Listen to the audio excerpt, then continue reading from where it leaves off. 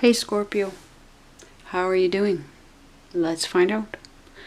Let's find out for April 16th to the 30th. At least that. I brought out my personal readings deck, my most favorites, my Morgan Greers.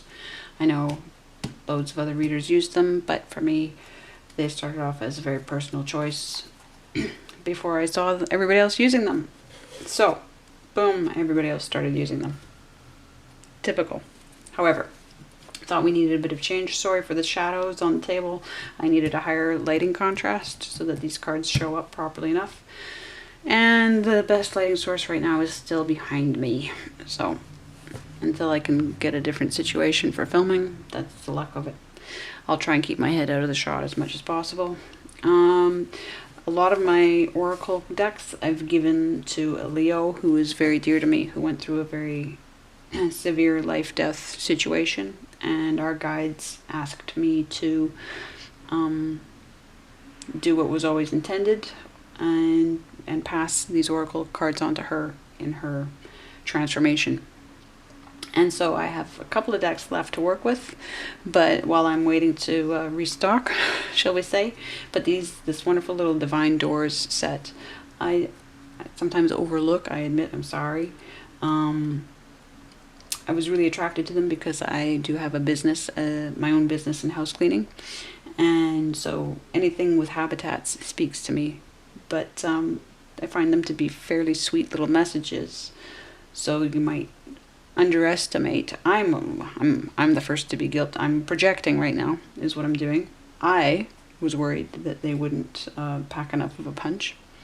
But they've been doing a beautiful job so far. When I was shuffling them before you read, this one came out, it popped out. So I'm going to start with that one, and then we'll see what else flies for you. Okay, Scorpio? A moment's joy. Sand through the hourglass, yet time could stand still. A moment lasts forever, in the bliss of the heart's will. Okay, so that's quite a mouthful. Sand through the hourglass, yet time could stand still. A moment lasts forever, in the bliss of the heart's will. Okay, so there's going to be some highlight, some high water moment, yes, and you want to savor it. What else? Okay, flipping right around. If I could just keep it between my fingers. Morning memory. Its healing gift runs a destined course. The morning dawn, our inspired source. Meditate under the sun. Wow. Okay. Put that one there.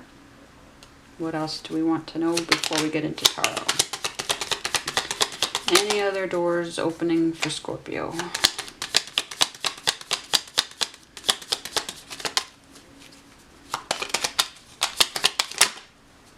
Yep, one's flipping right around. I'm going to take this one. Birth. Woo. Okay. Another gateway appears in view. New life is unfolding with blessings to you. Very nice. So let's put that there. And let's get details. Details for Scorpio. What does Scorpio need to know?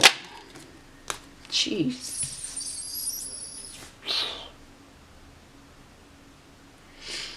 Okay. Let's say definitely 8th house energy, Pluto energy, hidden wealth, hidden talents, hidden stolen, like unknown things about yourself. Because if you don't know your chart thoroughly, then, it's like not knowing your blueprint. So there could be something in your chart that you need to find out.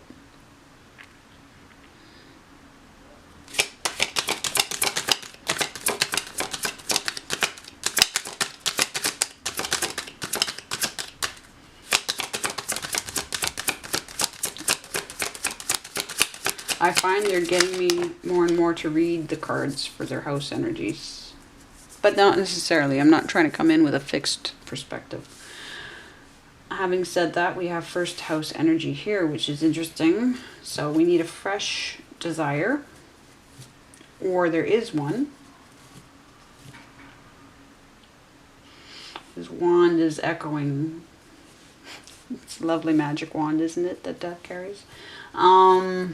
And I don't know how severe this is for you. If it is even, like I was saying, kind of a life and death situation, and it has been very traumatizing, then I'm not underestimating that right now.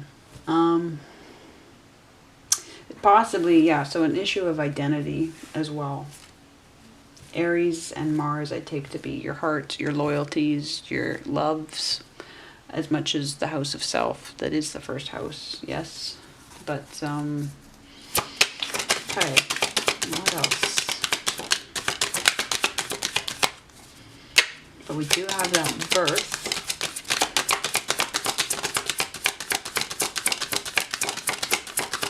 This is the trouble you want to make in the world.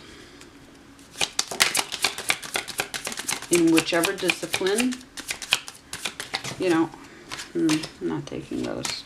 I'm tempted, but I'm not. Okay, there's you. There's you in all your power, right? But maybe you need to know something in your chart about your wands energy, your fire energy. You're an ace at the spiritual, the psychic, the emotional. Absolutely. So we could say that's full Pisces energy, free will, soul contract energy. We could say that it's any water sign in their full power. So you know who your guides are.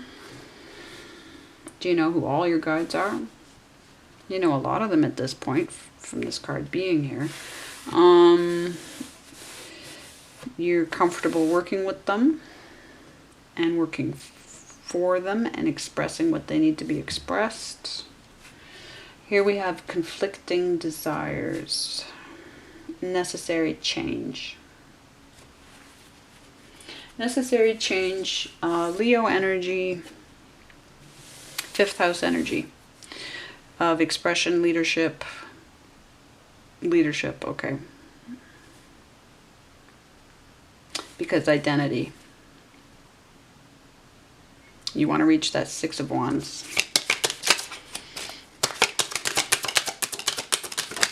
So you're, okay, so we have this King of Swords.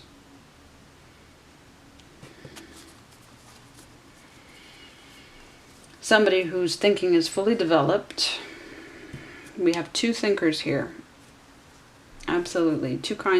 Both kinds of thinking are on the table here. Both kinds of communication are on the table here. So what's the problem? Well, it's a fire problem, isn't it? The plan. The plan. So we have, interesting, Judgment, what was facing it? Four of Wands.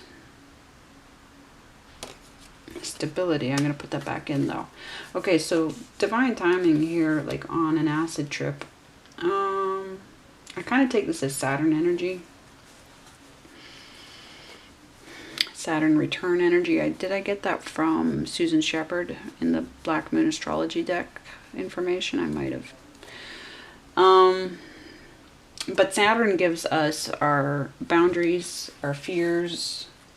You might want to look in your chart as to where your Saturn placement is, and that will tell you what house or what houses, if you want to do a comparison situation between a whole house and something like Regiomontanus or Placidus. And then you get an even more involved and detailed and richer interpretation. But, so Saturn is boundaries, fears, and calculated risks. And so there's something about needing to do things in a new way. And it's divine timing.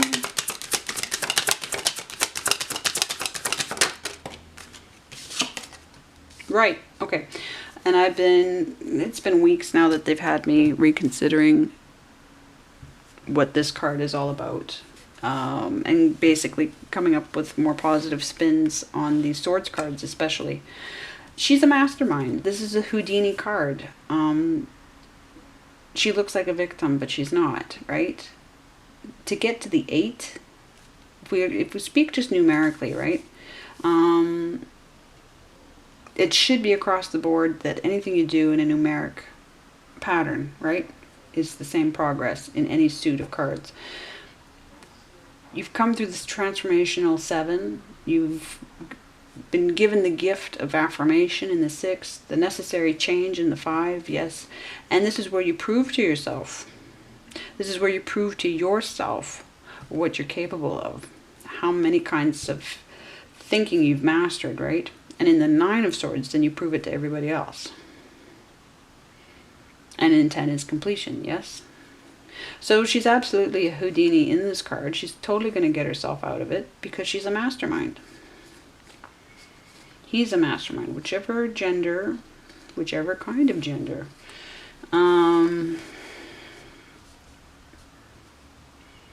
let's say, so this I would put as career energy. Again, creative energy or leadership energy or expression energy. This I would put as 11th house. Others will put it as Gemini in 3rd house. I put it as, because for me, the way, and I can reason out for you how I've changed earth and air classifications, but this is requiring a level of mastery for 11th house concerns. Not third house is not a mastery level. 3rd house is student level, is, you know, absorbing information, being educated, connecting with community for the first time. That's what 3rd house is. The young magician. This is, no, at the top, you've had to climb a long ways to get to the 8. So, and I don't mean any that 3rd house is not less than without the strong 3rd house, right? How do you get to a strong 11th house? But this is about legacy. This is about where you're going to be a non-conformist. I'll let the siren go past. Something of an emergency, is it? But this is where you're going to be a nonconformist. Where's your Uranus placement in your chart? That'll tell you exactly where you're going to be a nonconformist. And which house. And successfully communicating yourself so that people absorb what you're, and adapt and adopt. Yes, that can be the issue. And that might be. But see, that's Swords energy. We're coming back to the changes in your style, the changes in your delivery, the changes in not what you know, but what you can do with it. Very susceptible energy, especially for air energy, that the comfort zone is at a distance, yes, and processing the feelings through the mind. This is all about, no, you step into and you break down that resistance. Now, but you can do it gently, but you have to hone it. You have to consistently get out there and be in front of people.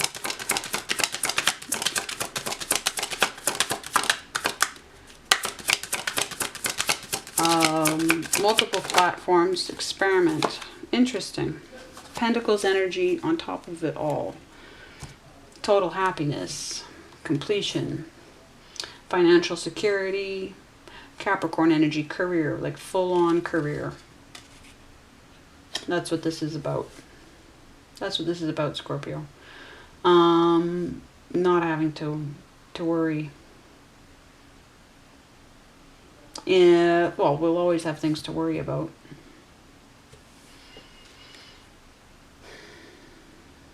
The morning dawn hour inspired. Meditate under the sun. Meditate under the sun. We do have something of that energy there. But we do have, yes, we have Sun energy here in this Five of Wands, because that's Leo energy. First card of the 5th house, which is the Sun's house. And what was this again? A moment's joy.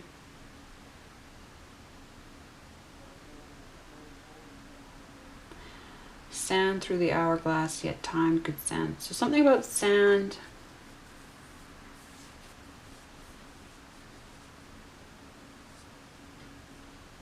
Bliss of the heart's will. Will. This is the 5th house of will. Well, not free will, but in terms of self-will, leadership. Yes. Another gateway appears in view. New life is unfolding with blessings for you. So another gateway. Okay, so let's just see if there's one more door to open, as somebody just opens their door and slams it shut. Okay, is there another door for Scorpio? There is.